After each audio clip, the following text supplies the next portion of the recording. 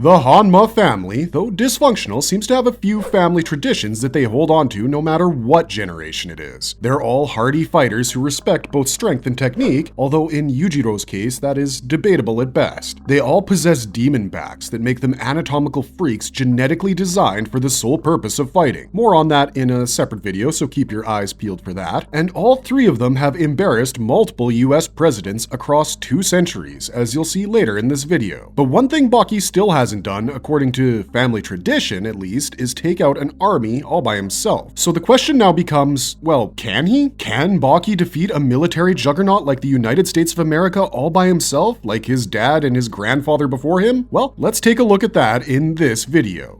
It started during World War II, how Yuichiro Hanma defeated the US Army all by himself. The oldest known Hanma in the series is Baki's grandfather Yuichiro Hanma, whose spirit appears during the showdown with Yujiro to cheer on his grandson. Everyone who was old enough to know the war on that battlefield was shocked by Yuichiro's appearance because they knew his reputation as being the only man who managed to defeat the Americans during the Battle of Okinawa. One of the bloodiest battles of the Second World War, the Battle of Okinawa saw the Imperial Japanese forces meet the American 10th Army with a fifth of their numbers and fight to the last man, causing devastating casualties for both sides. That, of course, is what happens in the real world. In the Baki-verse, the US Army invades Okinawa and the surrounding islands, and manages to replicate pretty much the same things it did in the real world, except on one tiny island. That's because on that island was the grandfather of Baki, Yuichiro Hanma. A landed platoon was easily wiped out by him without a single scratch on him, despite the 10th Army being a mix of the US Army and Marine Corps. The Major General in charge of the operation ended up calling in a nuclear strike just to take out Yuichiro, because he had not only decimated the land forces, he survived carpet bombardment that would have turned him into a shish kebab if he were, normal. Instead, Yuichiro jumped aboard Major General James's vessel, smashed him so hard he went straight through the deck and then some, which made the 2,000-strong crew of the US battleship piss their pants and swim overboard. Shortly after this incident, Japan was bombed at Hiroshima and Nagasaki, and the Baki-verse implication is that Yuichiro was the reason behind it. This is the only time we ever hear or see about Yuichiro's exploits, and it's kinda badass that it's him casually punking out the strongest army in the world. But this clearly happened because Tokugawa and Doppo Orochi both remember Yuichiro as an urban myth, so this can be thought of as the starting point for this oddly specific family tradition. In the manga, we even get to see him using his famous dress technique on American troops, treating them like a regular pair of nunchucks as if their body weights were a non-factor. But the Battle of Okinawa took place in 1945. It wouldn't be until at least a couple of decades later that another Hanma would defeat the US Army all by himself, furthering said tradition.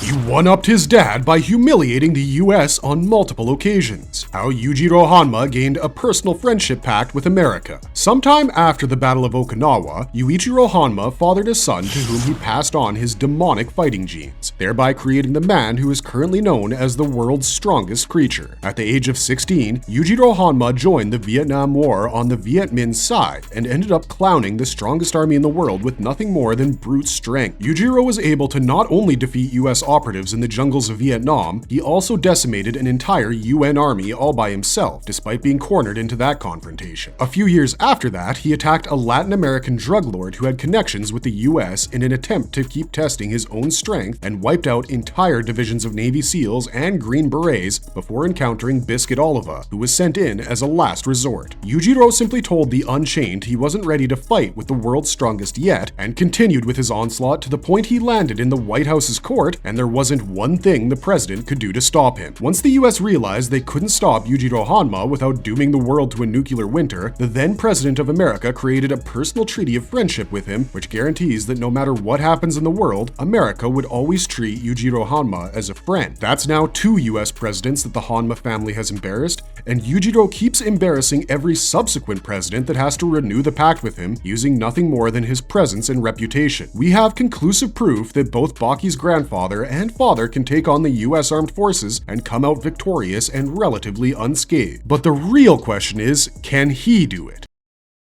It's not like he can't do it, he just won't because his reasons for fighting are different. Why Baki can defeat the US Army, but wouldn't. Before we get into a discussion regarding the philosophies behind each conflict between the 3 generations of the Hanma family we're discussing today and the fictionalized USA from the Bakiverse, we just wanted to state that Baki has already shown that he can take on situations similar to his dad and granddad and come out relatively unscathed as well. In the first season of Baki Hanma, Baki followed in his dad's footsteps but took it up a notch by going after the president of the free world and not just the Japanese prime minister. The president he kidnapped, George Bosch, was apparently traveling down the same road at the same time on the same day as John F. Kennedy did, the fateful day he was assassinated. But because America knew better, security was beefed up, surveillance was vigilant, and the response teams were at least double in size. If anything went wrong, the president's armed guard would be able to respond to it immediately. Baki managed to swoop in and kidnap the president with such speed he was only made thanks to a camera with a high frame rate. He then coaxed the president into putting him in Arizona State Prison because he wanted to fight Biscuit Oliva, and then he proved himself to be on the level of the Unchained by taking on and defeating multiple state guards at the same time. He has also defeated several of the world's best fighters conclusively, including a man who was thawed out of ice from prehistoric times just so Baki could have a hurdle to overcome before Yujiro. Now, to be clear, Baki didn't blatantly murder or mangle them like his grandfather or father did, he just made it very clear to them that he could do all that without much effort. But the real reason why they're still breathing is actually because despite being one of the world's strongest fighters, Baki's goal as a fighter isn't to become the world's strongest fighter, it's to become just a little bit stronger than his father. He constantly states that even if his dad was the weakest person in the world, Baki would be content by being the second weakest, because it would mean he was stronger than Yujiro. To him, his journey as a fighter isn't the impossible task his compeers think it is because, unlike them, he's not chasing strength to become strongest, he's chasing strength to beat his dad. This differs from Yujiro and even Yuichiro's reasons for decimating American forces back in the day. Yujiro Hanma knew from early on in his life that he was going to be the only alpha male of his generation. His exploits against armies were nothing more than tests of strength to him, but since it was to verify his own strength, it filled him with enough conviction to commit deeds that essentially amount to war crimes if you think about it even medium hard. Yuichiro, on the other hand, was deeply motivated to protect his homeland from these foreign invaders, and though he only managed to repel them at a tiny island near Okinawa, his legend still persists to this day. Baki has always fought only to be slightly stronger than his dad, so the idea that he would go against the USA in any capacity other than to verify his own strength as cordially as possible is a bit unrealistic. Physically, there's no question he could accomplish it. Baki can dodge bullets, and while there is a debate in the community about whether he can tank them like Biscuit Oliva, most people agree he wouldn't need to if he was functioning at top speed. He knows enough techniques to blitz through an entire armored division without killing any of them, but he won't do it because that's just not the kind of guy he is. If someday World War III breaks out or some US assassin accidentally kills Baki's girlfriend, Kozue, maybe then he'll put into practice what most people already believe he can do in theory. But until that day, we don't see Baki beating an entire army by himself anytime soon.